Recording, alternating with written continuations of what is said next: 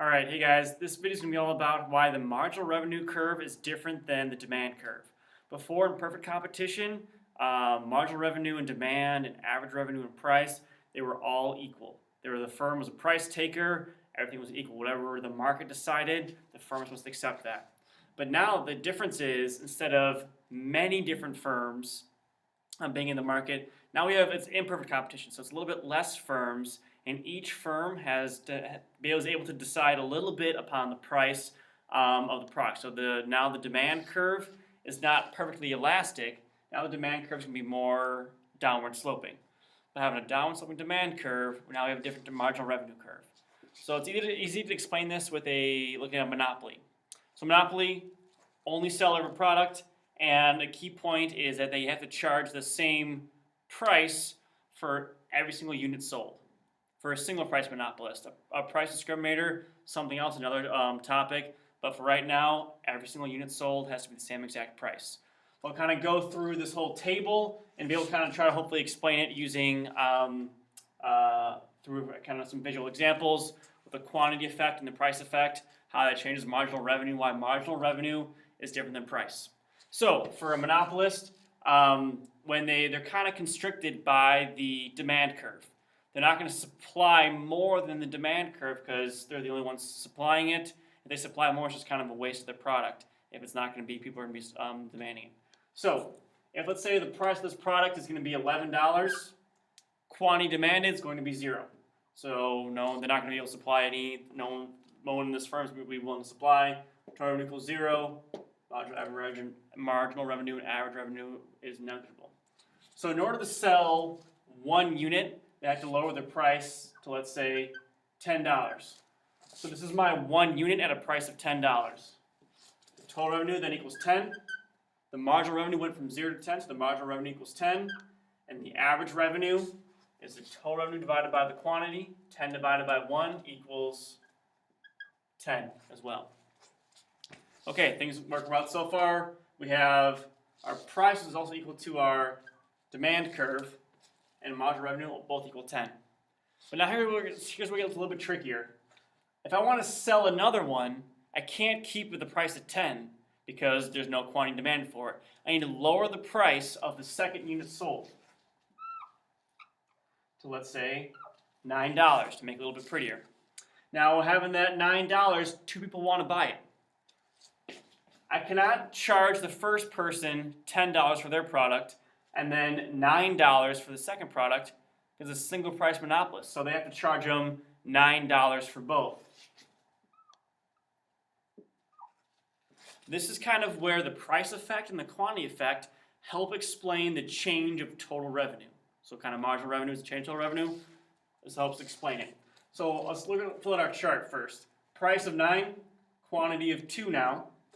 Total revenue was 18. Marginal revenue is 8. Average revenue is 18 divided by 2, which equals 9. So with me so far. But now we start to see our marginal revenue and our price and demand curve and our average revenue, they're all different numbers. These are now 9, this one is 8. The reason is because they call the quantity effect and the price effect. The quantity effect, I'm able to increase my quantity by one unit and selling at $9. So the quantity effect is plus 9. $9 more of revenue. But the price effect, though, is instead of selling it for $10, I have to sell it for 9. So there's a price effect, a difference of $1 by moving this from 10 down to 9. It's a $1 change, so minus 1. 9 minus 1 equals 8. And what do you know? That's our marginal revenue. This is telling us the change of total revenue. That's also what marginal revenue does. It tells us the change of total revenue. Let's keep on going. I want to sell a third unit. So therefore I have to lower the price to $8. Total revenue equals 24. There's a change then of 6. The average revenue, 24 divided by 3, is also equal to 8. So we see demand, average revenue, price, DARP, all equal to 8. But marginal revenue equals 6. Now if you look at that up here,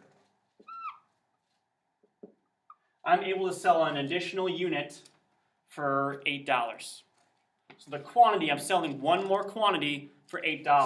So total revenue is going up by 8 for that for the total revenue for 3 units sold. But these 2 units, I cannot keep selling them for $9. I have to sell these 2 units now at the same price. So I have to move these values down to 8 as well. This is a change of $1.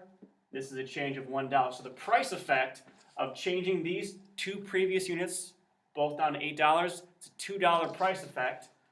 So I'm adding 8 for the quantity effect, because that for that one, minus 2 for the price effect for moving these 2 units, making charging only $8 now. 8 minus 2 equals 6. Change of total revenue equals 6. That's why this value is going to be 6 now. No, 8 and 6 are going to be different. I'll kind of keep on filling out the rest of this for a few more. 7 times 4 is 28. 4. So this is going to be 7 then as well. So for that 7th unit, quantity effect of 7, I have to move these 3 units down $1.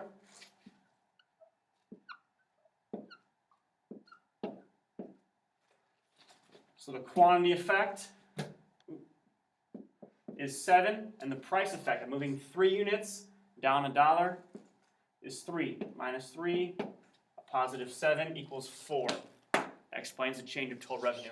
Now keep on going with this. We kind of see how price and marginal revenue get further and further separate, and eventually marginal revenue is going to be a negative number. All right, make sure you know this very important topic, why price, marginal revenue is different. It's going to be a very important point when we start graphing it, and for profit maximizing quantity of MR, what is that price and how to figure out total revenue? That's the next video. Stay tuned.